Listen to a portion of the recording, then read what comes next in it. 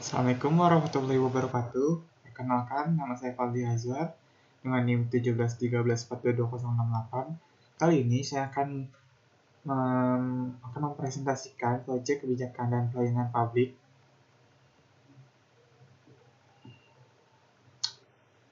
Kali ini saya akan menganalisis tentang evaluasi kebijakan infrastruktur di pemadam kebakaran.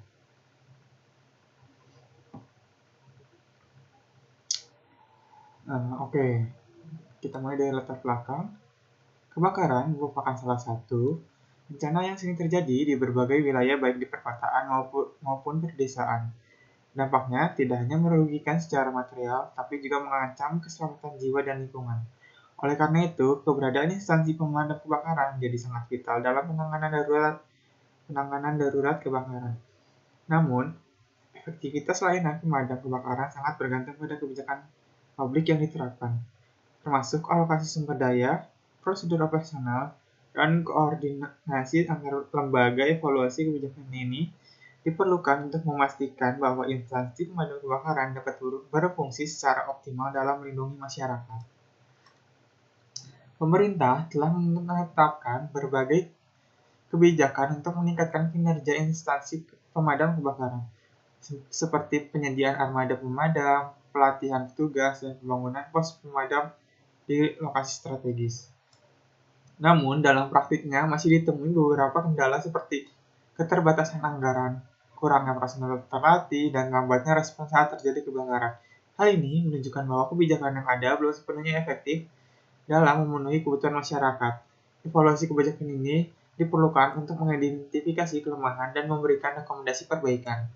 Selain itu, perkembangan wilayah urban yang pesat turut mempengaruhi kompleksitas penanganan kebakaran, kepadatan penduduk, bangunan tinggi, dan kawasan industri, menuntut kesiapan instansi pemadam kebakaran yang lebih matang. Kebijakan yang dibuat 10 tahun lalu mungkin sudah tidak relevan dengan kondisi saat ini. Oleh karena itu, evaluasi kebijakan publik harus mempertimbangkan dinamika sosial, ekonomi, dan teknologi untuk memastikan instansi pemadam kebakaran dapat beradaptasi dengan tantangan baru. Partisipasi masyarakat juga menjadi faktor penting dalam efektivitas kebijakan pemadam kebakaran. Edukasi tentang pencegahan kebakaran dan pelatihan tanggap darurat dapat mempengaruhi risiko kebakaran. Namun, seringkali program sosialisasi ini tidak merata atau kurang mendapatkan dukungan dari pemerintah daerah. Evaluasi kebijakan harus mencakup aspek keterlibatan masyarakat dan sejauh mana program preventif telah dilaksanakan.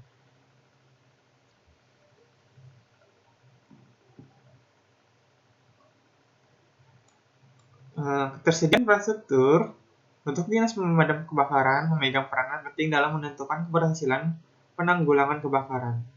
Infrastruktur tersebut mencakup kendaraan operasional, alat penyelamatan, pasokan air, serta pos pemadam yang terletak di lokasi strategis. Meskipun pemerintah telah menetapkan standar minimum, penerapannya belum merata di semua wilayah. Fasilitas cenderung lebih lengkap di perkotaan, sementara kawasan perdesaan di pinggiran masih mengalami kekurangan sarana. Akibatnya, terjadi kesenjangan dalam kecepatan dan efektivitas respons saat terjadi kebakaran. Salah satu tolak ukur keberhasilan kebijakan ini adalah kecukupan jumlah unit pemadam dibandingkan luas area dan jumlah penduduk. Kenyataannya, banyak daerah-daerah, terutama yang padat penduduk, masih memiliki rasio kendaraan di bawah standar. Masalah lain adalah usia armada yang sudah tua dan kurang terawat, menghambat kinerja petugas dalam situasi darurat. Oleh karena itu, perlu evaluasi berkala terhadap kebijakan pengadaan dan perawatan kendaraan guna memastikan kesiapan operasional. Tanpa pembaruan infrastruktur secara kelanjutan, kemampuan penanganan kebakaran akan semakin menurun. Persoalan lain adalah kurangnya akses terhadap sumber air yang memadai. Meskipun ada aturan tentang pembangunan hidran dan titik pengisian air, perawatannya sering terabaikan. Banyak hidran yang tidak berfungsi atau tidak terhubung dengan pasokan air yang memadai, menyulitkan petugas saat memadamkan api. Karena itu, evaluasi kebijakan harus mencakup pemeriksaan rutin terhadap infrastruktur pendukung serta koordinasi dengan perusahaan air minum setempat untuk menjamin ketersediaan air dalam kondisi darurat. Keberhasilan kebijakan ini juga ditentukan oleh distribusi pos pemadam kebakaran yang strategis. Idealnya, setiap kecamatan atau zona rawan kebakaran memiliki posko yang dapat merespon dengan cepat. Namun, banyak daerah masih bergantung pada satu pos pusat, memperlambat waktu tanggap. Kebijakan perlu mendorong pendirian posko tambahan di lokasi berisiko tinggi seperti kawasan industri, pasar, dan pemukiman padat.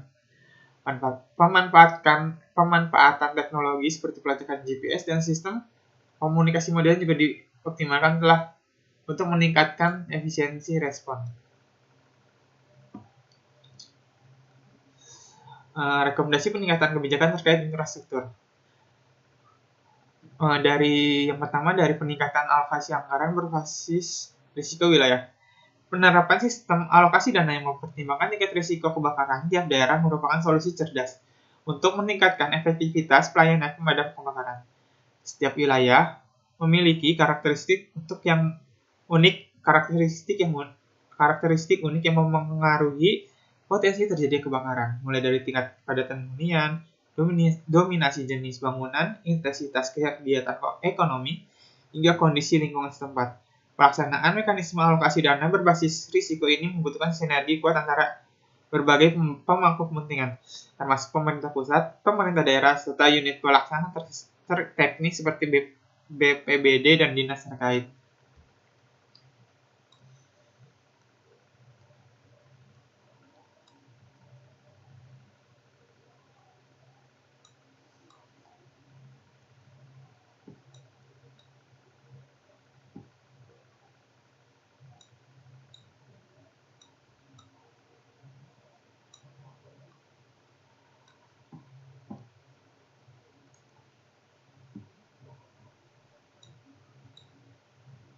Tahap awal yang krusial adalah melakukan asesmen menyeluruh terhadap tingkat kerawanan tiap wilayah dengan mempertimbangkan berbagai parameter seperti statistik kejadian kebakaran sebelumnya, potensi kerugian ekonomi dan dampak sosial yang mungkin timbul. Hasil asesmen ini kemudian menjadi dasar dalam menyusun skala prioritas penganggaran, di mana zona-zona dengan klasifikasi risiko ekstrim tinggi mendapatkan alokasi utama untuk pengembangan sarana, peningkatan kualitas SDM, serta program pencegahan berbasis masyarakat. Mekanisme review periodik mutlak diperlukan untuk mengevaluasi efektivitas alokasi dan melakukan penyesuaian ketika terjadi perubahan kondisi lapangan. Pendekatan berbasis risiko ini menawarkan multi manfaat strategis, tidak hanya dalam hal optimalisasi penggunaan anggaran negara, tapi juga dalam membangun sistem penanggulangan kebakaran yang lebih proaktif. Wilayah dengan kategori rawan akan memiliki sumber daya memadai untuk melaksanakan berbagai program pencegahan seperti audit keselamatan rutin, pembinaan masyarakat siaga bencana, dan pengembangan sistem peringatan dini. Sementara itu, daerah dengan risiko rendah tetap memperoleh anggaran yang cukup untuk mempertahankan standar pelayanan dasar. Implementasi sistem ini secara konsisten akan mengurangi kesenjangan kapasitas antar daerah sekaligus menciptakan mekanisme respon kebakaran yang lebih cepat dan terukur.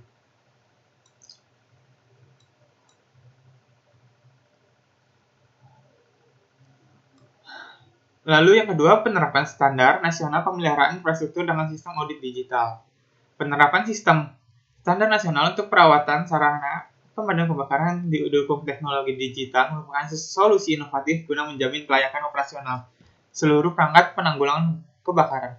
Standar ini harus mencakup secara menyeluruh berbagai komponen vital termasuk armada kebakaran, alat penyelamatan, dan juga jaringan pasokan air. Dengan ketentuan teknis yang terperinci mengenai jadwal perawatan dan standar kinerja, keberadaan sistem audit digital menjadi komponen kunci dalam pelaksanaannya, memfasilitasi pencatatan kondisi aktual peralatan secara real-time, pelacakan riwayat pemeliharaan, serta deteksi dini kemungkinan malfungsi. Pendekatan ini akan mengubah pola perawatan dari yang bersifat kuratif menjadi preventif, sekaligus membangun basis data terpadu yang dapat diakses oleh seluruh pihak. Manfaat jangka panjang sistem ini sangat signifikan bagi peningkatan kualitas penanganan kebakaran. Dengan infrastruktur yang selalu dalam kondisi optimal, waktu tanggap dapat diperpendek dan efektivitas pemadam ditingkatkan. Sistem digital ini juga memungkinkan perencanaan pengadaan peralatan baru dilakukan dengan lebih tepat, menghindari pemborosan anggaran. Bukti dari Singapura menunjukkan bahwa penggunaan aplikasi pemantau kondisi armada dan hydrant seperti SCDV iCare mengurangi tingkat kerusakan alat hingga 40% instalasi pemadam kebakaran. Di Indonesia bisa mengadopsi model serupa dengan mewajibkan laporan rutin melalui platform terintegrasi. Hasil audit harus menjadi dasar penilaian kinerja daerah dan menentukan prioritas penggantian peralatan.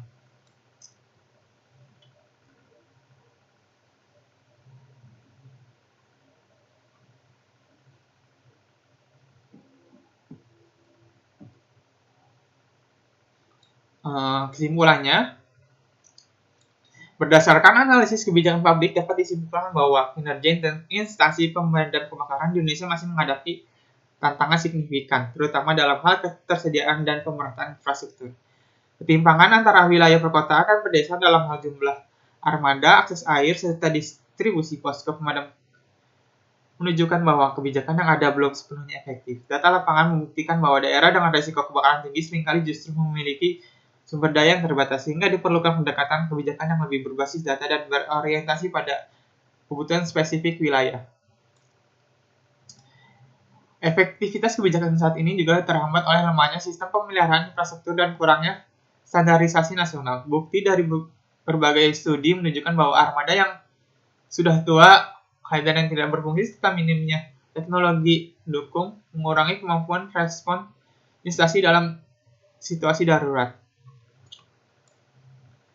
Di sisi lain, potensi teknologi untuk pencegahan kebakaran masih belum dimanfaatkan secara optimal. Sistem peringatan dini berbasis Internet of Things telah terbukti mampu mengurangi insiden kebakaran di berbagai negara. Pengintegrasian teknologi semacam ini dengan kebijakan nasional dapat mengubah pendekatan dan yang semulanya reaktif menjadi lebih preventif.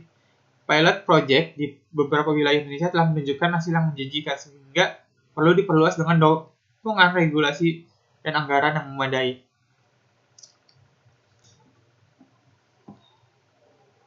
Oke, sekian, terima kasih presentasi kali ini. Mohon maaf jika ada salah kata.